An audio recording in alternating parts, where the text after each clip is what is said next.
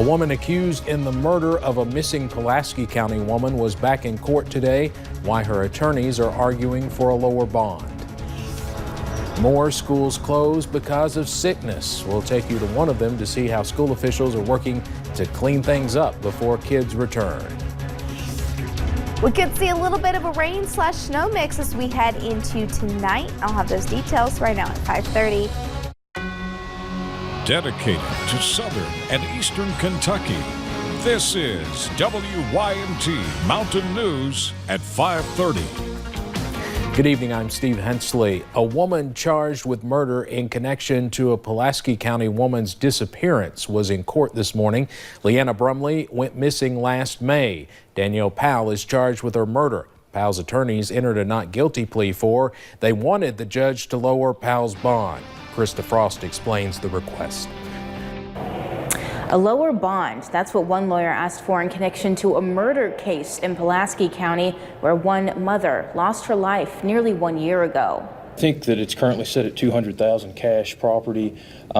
We would ask the court to consider lowering that. She has some family members that would be able to make a significant cash bond. She acknowledges the seriousness of the crimes that she's charged with. She has a limited criminal history, is willing to remain on home incarceration under whatever conditions the court would consider appropriate. That's what Danielle Powell's lawyer asked a judge for this morning in court. Right now she's facing murder charges for the death of Leanna Brumley.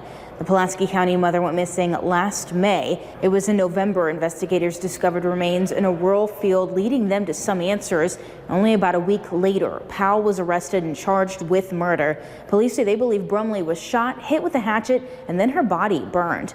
Powell told officers she was forced to do this or else her children would be in danger. Police began looking at cousins Gerald and Corky Hendricks and their involvement in this crime. As for Powell, prosecutors said lowering a bond in a case this severe would be a big mistake. But a judge said if her lawyer submits a written request detailing the facts of this case, a lower bond is something that he might consider. For now, reporting in Pulaski County, Krista Frost, WKYT. Powell will appear in court again for a pretrial hearing on February 27th. We've seen those cloudy skies throughout the day once again, and that's going to continue, especially as we head into tonight. We're actually going to add a few more rain chances back into the mountains. We'll go ahead and take you to a few of those cameras at Interstate 75 into London. Just the gloomy skies and dry for now. Looking on top of Buffalo Mountain, we were seeing maybe some peaks of sunshine about an hour or so ago, but now that thick cloud cover has moved back into the mountains. You can see that, of course, here on satellite and radar, and a few rain chances maybe starting to creep back into parts of the Cumberland Valley. I'm not convinced all of that is falling to the ground quite yet, but we're going to continue to see that as we head into tonight. Most of it's going to start out as rain though, and then we're going to continue to see those temperatures drop into about those lower 30s, especially as we head into those very early morning hours. And with those temperatures dropping into the lower 30s, yes, we could be looking at a little bit of a rain and that snow mix. We'll talk a little bit more about tonight's forecast and this weekend's forecast coming up in just a little bit. All right, thank you, Paige. It is Wednesday, hump day, which means for most of us we're halfway through the work and school week. However, some school districts across eastern Kentucky are canceling classes for the rest of the week, hoping to get kids healthy. WYMT's Will Puckett went to Letcher County and has more as classes there are not in session. Most Wednesdays, small feet walk up these steps. We're seeing kids all day long get sicker and sicker and sending kids home, and more positive flu cases. Flu A, flu B, and strep have been rampant. As a result, Letcher County schools are on a break until next Monday.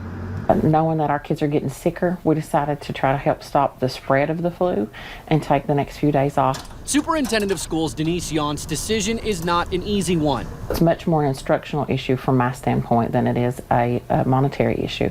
And while classroom time is important for students, keeping staff healthy is a vital key for Letcher County schools as well. Our staff have been ill as well, so watching them get sicker as well kind of helps you make that decision whether or not to close. Now, as schools sit idle and parking lots are empty, teachers and students in Letcher County have a 5-day weekend to get healthy. We do all the extra cleaning and disinfecting and try to take every precaution to keep from spreading it. But sometimes you just have to get them away from each other. So at the beginning of next week, they can come back and hit the books hard.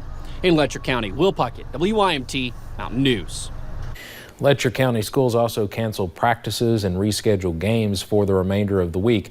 Now, you can find the very latest list of school closings at the bottom of your screen. There are several of them, and on WYMT.com. Fire crews in Hazard were called out Tuesday night around 8:30 to the Christopher community in Perry County for an apartment fire. The building, we're told, has been abandoned for some time and power was cut off for 2 weeks. The Hazard Fire Department was able to contain the flames. Officials say the fire started on the lower level.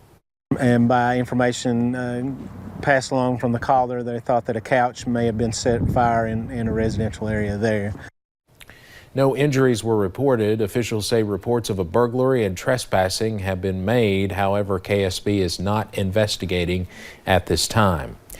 A Kentucky abortion bill is being debated today in federal court. House Bill 454 was passed in 2018.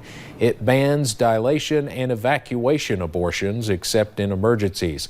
The procedure is usually performed after 11 weeks of pregnancy. Supporters of the bill say the type of abortion has no place in society.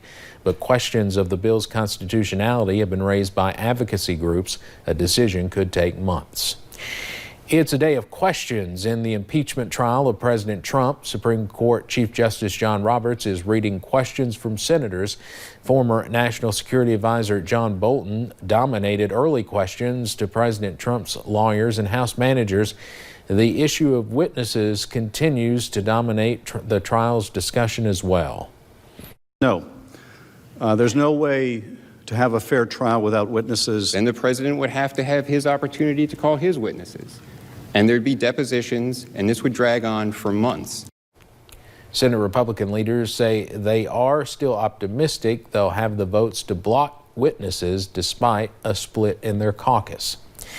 President Trump is taking a victory lap after signing a new trade deal with Canada and Mexico. The deal comes after several months of behind-the-scenes negotiations between Congress and the Trump administration.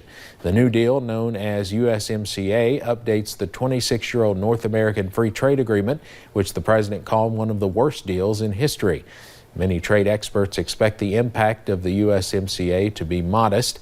Canada must still ratify the agreement, and all three countries will need to meet some of their obligations, which could take months.